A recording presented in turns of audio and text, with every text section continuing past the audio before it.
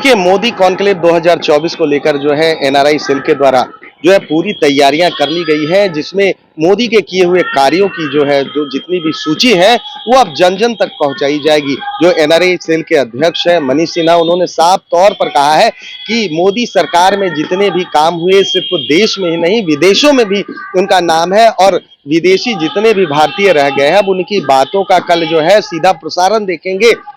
तमाम इन मुद्दों को लेकर देखिए क्या मनीष सिन्हा क्या बोल रहे हैं। और इस बार जो 370 भारतीय जनता पार्टी को 370 सीट और 400 पार एनडीए सरकार का जो नारा दिया गया है, उसमें जो एनआरआई की एक बहुत अहम भूमिका होगी। उसमें हम लोग पूरे विश्व से एनआरआई को जोड़ेंगे और एनआरआई लोग आएंगे इस कार्यक्रम उस इलेक्शन के समय और ग्राउंड पे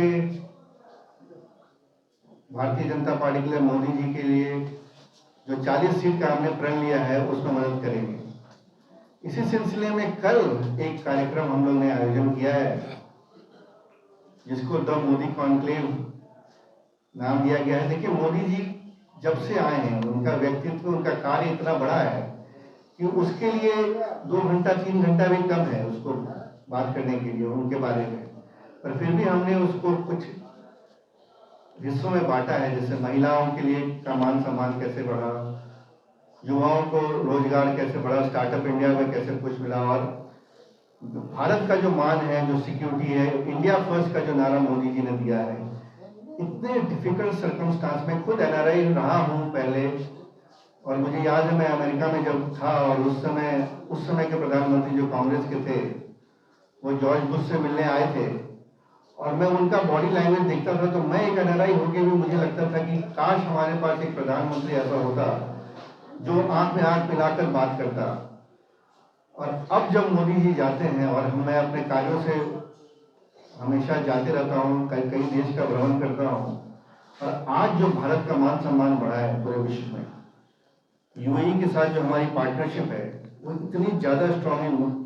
पिछले 9 वर्षों में प्रधानमंत्री जी 7 बार यूएई गए हैं और हमारा ट्रेड पैक्ट, हमारा कल्चरल एक्सचेंज इतना ज़्यादा हुआ। और आजकल आज जो वहाँ पे जो करीब 5 से 6 लाख बिहारी रहते हैं उनका मान सम्मान बढ़ा है।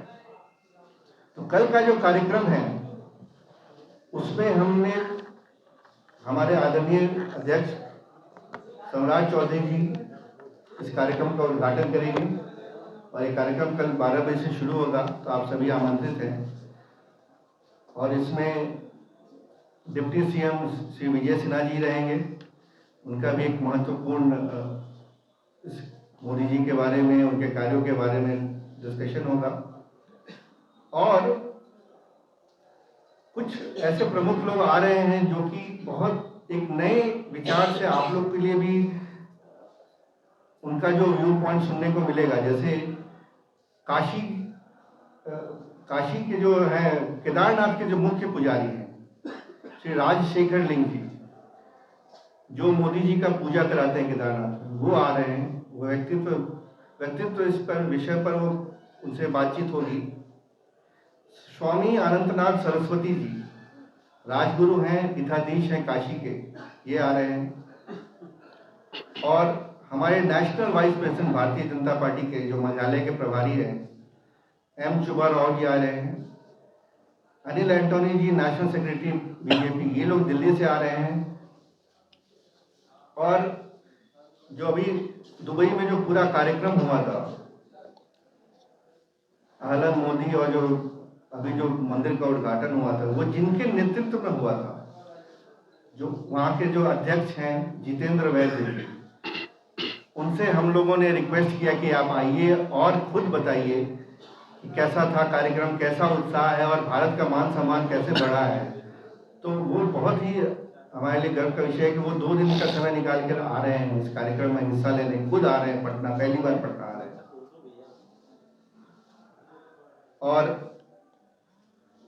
और हमारे साथ सीता साहू जी पटना की मेयर महापौर रहेंगी, और एक सारिका नंदा जी हैं जो एक एक्ट्रेस हैं, और इनका अलग परिचय ये है कि ये गुलजारी लाल नंदा जी जो भारत के प्रधानमंत्री थे, उनकी पोती हैं, उनकी ग्रैंड डॉटर हैं, ये आएंगी इस कॉन्क्लेव में हिस्सा लेने के लिए। हमारी चहेती विधायक जो बहुत पॉपुलर हैं, श्रेयसी सिंह जी रहेंगी। हमारे पटना के विधायक संजीव चौरसिया जी रहेंगे दीघा के, और एक जो बिहार की बहुत बड़ी सिंगर हैं देवी जी, वो रहेंगी। और बिहार भारतीय जनता पार्टी के जो स्पोक्स पर्सन अनामिका सिंह जी हैं, ये भी रहेंगे। और हाँ, और गिरिराज सिंह जी जो कैबिनेट मिनिस्टर हैं भारत सरकार में, वो भी इस कार्यक्रम में हिस्सा लेने आ रहे हैं। तो अगर आप जो बोलेंगे, ये जो 5 विषय हम लोग ने चुना है, वो विषय के बारे में भी आपको संक्षिप्त में जानकारी देते हैं। भारतीय महिलाओं का उत्थान और सम्मान, स्टार्टअप के लिए युवाओं को मिलता सहयोग और सम्मान, देश प्रथम का पर्याय बनी भारत की सुरक्षा नीति। ये एक बहुत बड़ा विषय है, खास करके जिससे एनआरआई लोग बहुत ज़्यादा कनेक्ट करते हैं। और आज हर एक एनआरआई, प्रधानमंत्री मोदी जी के आने के बाद हर एक एनआरआई के अंदर एक जो कॉन्फिडेंस आया है, और ये कॉन्फिडेंस हम लोग को वापस बिहार में उनके थ्रू इन्वेस्टमेंट कराकर, उनके थ्रू उनका एक्सपर्टाइज लेकर बिहार का डेवलपमेंट के लिए यूज़ करना है।